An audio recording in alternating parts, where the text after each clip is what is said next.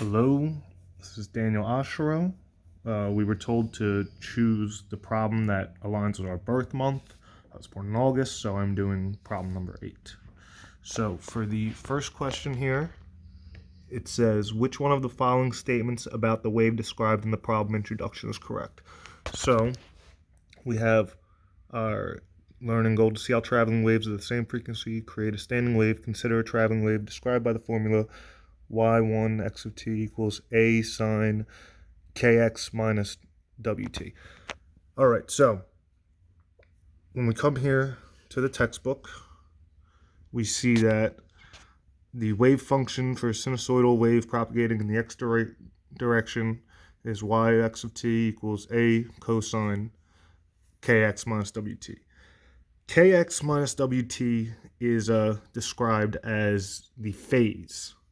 And so basically this describes it for if the phase is subtracting the angular frequency times the time from the wave number times the position, then it's going to be propagating in the x direction.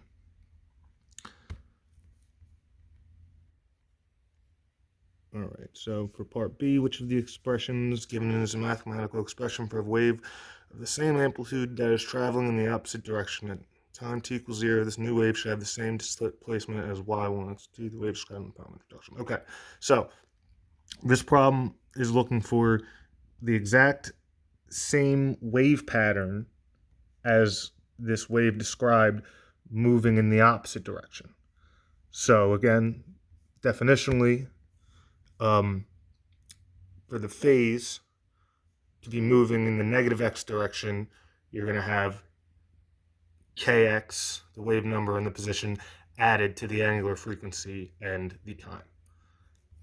So therefore, we're going to have the same formula here, a sine multiplying kx plus wt. All right.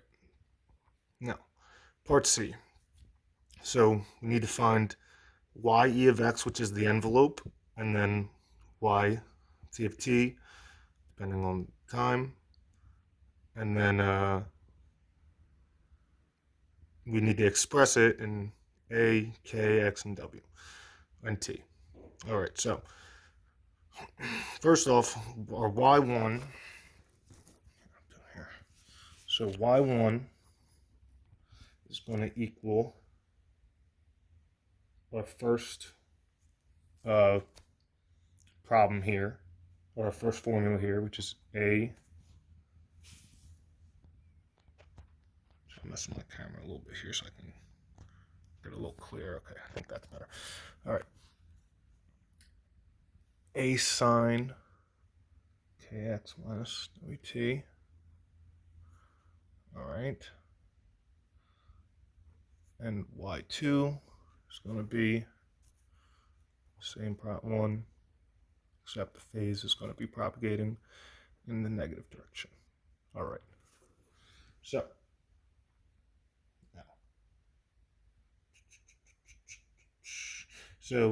they give us the formula here, which is y s x of t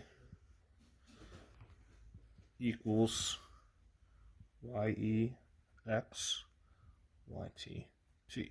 So we need to take y1 and y2, create ys, which is the sum, and then identify which is the envelope and which is the time. All right. So we're now going to use the property sine a plus b equals, now they have this right here for me. Oops, sorry about that. All right, so we have right here this identity we can use right here. So sine of a cosine of b plus cosine A sine B. All right, so now we're going to do the first one here. I'm trying to get my hand out of the way for you. It's going to be A sine. Notice that parenthesis there. It's going to come in handy in a little bit. Our A is going to be kx. Our B is going to be wt. Because it's negative, this positive here is going to be a negative here. And then cosine A sine B. All right. Okay. Now we're going to add that. It's the sum. Okay, wait, I think I might have left something out here real quick.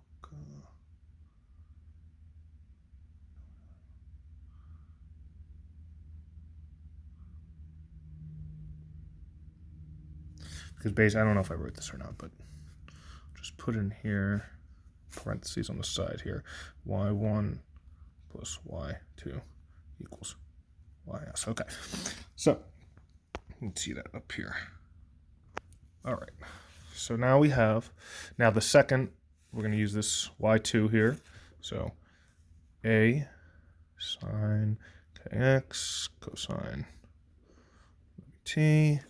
Now we're going to add that to, again, cosine kx.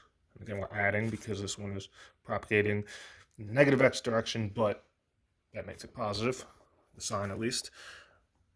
Kx sine wt. All right, now,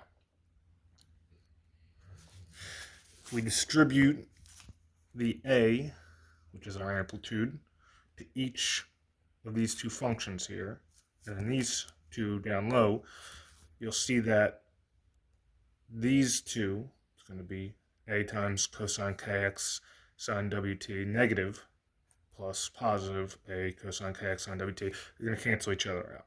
While these two are going to add together since they're both positive, so we're going to get 2a amplitude sine, oh well, actually, I don't even need that, sine kx cosine wt.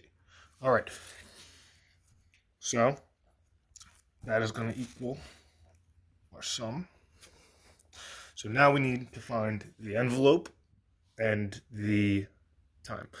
So the envelope's going to correspond with our x value, so we can just do y equals 2a sine kx, again, k being our wave number, x being our position, and then our time, y of t, is going to be cosine wt, again, w being our angular frequency, t being our time.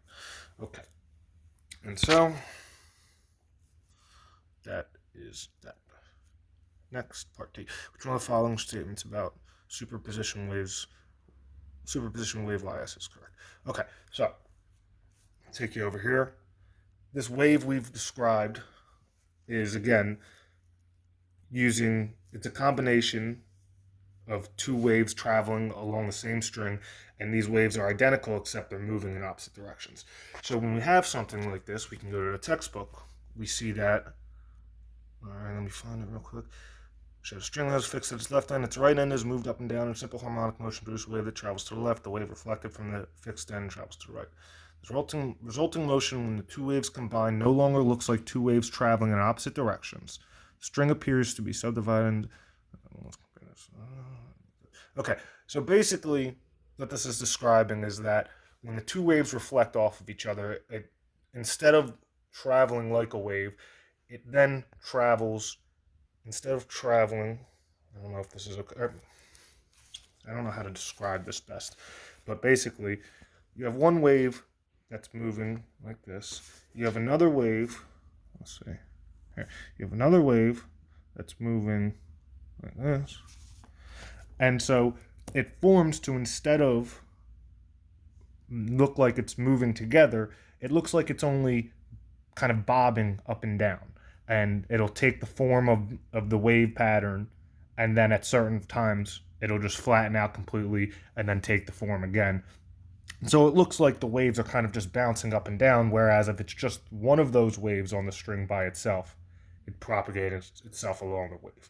All right, so when we go back to our definitions here, what it's looking for, the wave is, again, oscillating but not traveling, because the wave, one of these waves is traveling in that positive x direction. One of these waves is traveling in the negative x direction. But definitionally, because they're the same wave, they're identical, they're just inverse to each other, or not, excuse me, not inverse to each other, but they're canceling each other out and then adding to each other. They're having constructive force and then destructive forces, and it creates this phenomenon.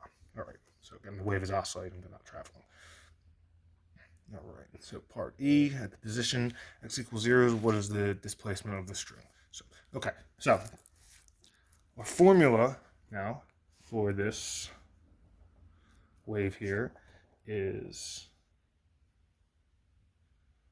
ys equals 2a sine kx cosine t.